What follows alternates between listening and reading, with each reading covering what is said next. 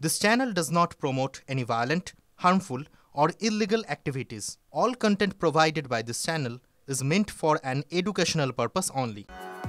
দেখুন ক্যানাল ভেঙে বাঁকুড়ার একটা বিস্তীর্ণ অংশ কিভাবে জলের তলায় চলে গিয়েছে। কংসাবতীর জলে তোড়ে পার ভেঙে গিয়েছে সেই সেচ খালের ক্যানালের অকাল বন্যায় ভাসল বাঁকুড়ার রায়পুরের দুটো গ্রাম। জলের তলায় কয়েকশো বিঘে চাষের জমি, ক্ষতিগ্রস্ত বহু কাঁচা বাড়ি। মুকুটমণিপুর ড্যাম থেকে হঠাৎ করে জল ছাড়ার কারণেই বিপত্তি হয়েছে। গোটা ঘটনায় সেচ দফতরকে দুষছেন স্থানীয়রা।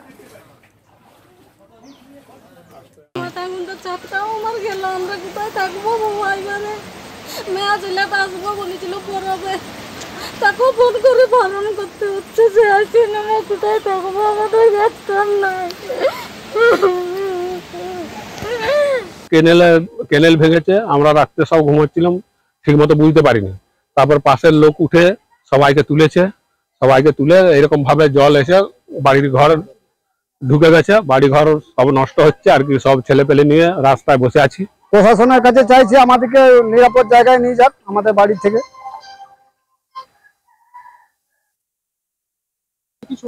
আমার বাড়ির চারপাশে জল, ঘরের মধ্যখানেও জল। যা তাড়াতাড়ি জিনিসপাতি বার করেছি, বাকি জিনিস সব রয়ে গেছে, কোনো জিনিস বার করতে পারিনি। ঘরে জল হয়ে গেছে এক কোমর, এই জন্য আমরা সব বাচ্চা কাচ্চা নিয়ে হাঁড়ি কাঁথা সব কিছু নিয়ে এইখানে ফাঁকে এসেছি। তা ঘরে সব জিনিস বের করতে পারিনি। কতটা জল রয়েছে বাড়ির মধ্যে? এক কোমর। না, ওটা বাড়িটা বাস করা যাবে না, জলটা কমে গেলে বাড়িটা অটোমেটিক বসে যাবে, ভেঙে যাবে। ভিডিওর স্টাফ এসেছিল, অমুক করবো তমুক করবো, কিন্তু প্রশাসনের কোনো হেল্প নেই, এখনো পর্যন্ত কেউ আসেনি। সে আসছে প্রশাসনের লোক, কিছু ফটো তুলছে, চলে যাচ্ছে, বলছে সব কিছু খাওয়া দাওয়ার আমরা ব্যবস্থা করছি, কিন্তু সব টিম আসছে, এখনো পর্যন্ত কোথাও কিছু আসেনি। বাঁকুড়ার পরিস্থিতি দেখলে অকাল বন্যা, মানুষজন ক্ষোভ জানাচ্ছেন প্রশাসনের বিরুদ্ধে। এবার আপনাদের নিয়ে যাব পাহাড়ে। সেখানে টানা বৃষ্টি হচ্ছে, তার মধ্যে একটা গাছ ভেঙে পড়েছে রাস্তায়। রাস্তা সাময়িকভাবে বন্ধ হয়ে যায়। রেলগেটের কাছে এই গাছ ভেঙে পড়ে, বন্ধ হয়ে রয়েছে 10 নম্বর জাতীয় সড়ক। আজ আর কাল উত্তরবঙ্গে ভারী বৃষ্টির সতর্কতাও দেওয়া হয়েছে, কিন্তু তার মধ্যেই যে বৃষ্টি হচ্ছে তাতেই এই বিপত্তি। রাস্তার উপরে পড়ে গিয়েছে গাছ রেলগেটের কাছে। তার দরুন 10 নম্বর যে জাতীয় সড়ক, যেটা লাইফলাইন বলা হয়, সেই 10 নম্বর জাতীয় সড়ক বন্ধ হয়ে রয়েছে যান চলাচল। শহরে বেপরোয়া গাড়ির তাণ্ডব, আর সেই তাণ্ডব ধরা পড়ল সিসিটিভিতে। মাঝরাতে নিমতলা ঘাটে চায়ের দোকানে ধাক্কা দিয়ে দেয় গাড়ি, এবং গাড়িতে যারা 3 জন ছিল সকলে মদ্যপ ছিল।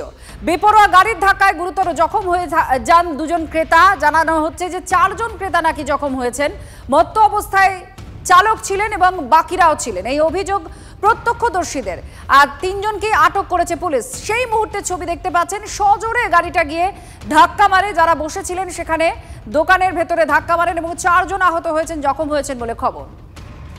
মিনি ফিরোজ কোথায়? গুলশান কলোনিতে তাণ্ডবে যে অভিযুক্ত 9 দিন হয়ে গিয়েছে, তারপরেও মিনি ফিরোজ বেপাত্তা। অথচ সোশ্যাল মিডিয়ায় লাগাতার তিনি পোস্ট করছেন, হুমকি দিচ্ছেন। ফিরোজের খোঁজ কিন্তু এখনো পুলিশ পাচ্ছে না। মিনি ফিরোজকে নিয়ে অবশেষে মুখ খুললেন কলকাতা সিপি। পুলিশ কাজ করছে, খুব শীঘ্রই ধরা পড়বে দাবি করলেন সিপি मनोज वर्मा। গুলশান কলোনি আর ইকবালপুরে যে ঘটনা আপনারা বললেন, সেটা ডিটেলস আমার পক্ষে এই মুহূর্তে বলা উচিত হবে না, বিকজ পুলিশ ওর উপর কাজ করছে। আমরা আশা করছি ওটাতে দুটোতেই রেজাল্ট হবে।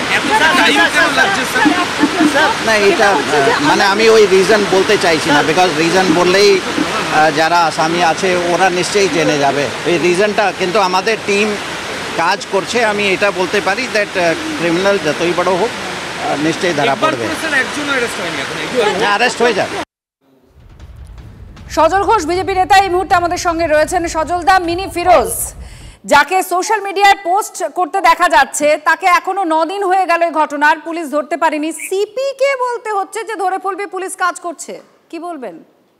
হ্যাঁ, আমি বলছি যে আমার কিছু বলার নেই, যা বলার তো এই আপনার পুলিশ কমিশনার সাহেব বলেই দিয়েছেন। মিনি ফিরোজ যেটা চেয়েছিল, নিজের পাবলিসিটি, নিজের প্রোপাগান্ডা একদম ফুলেস্ট কমপ্লিট হয়ে গেল, 100% প্রোপাগান্ডা।